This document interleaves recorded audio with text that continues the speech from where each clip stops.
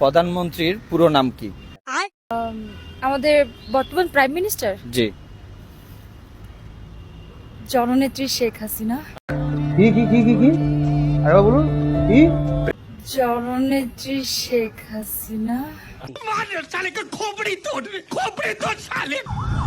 এটা হাস্যকর এই দেশের জনগণের জন্য হাস্যকর। হয় নাই।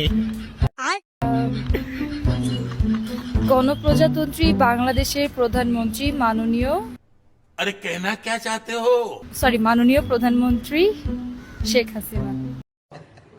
আরে এরা কারা, কোত্থেকে এলো?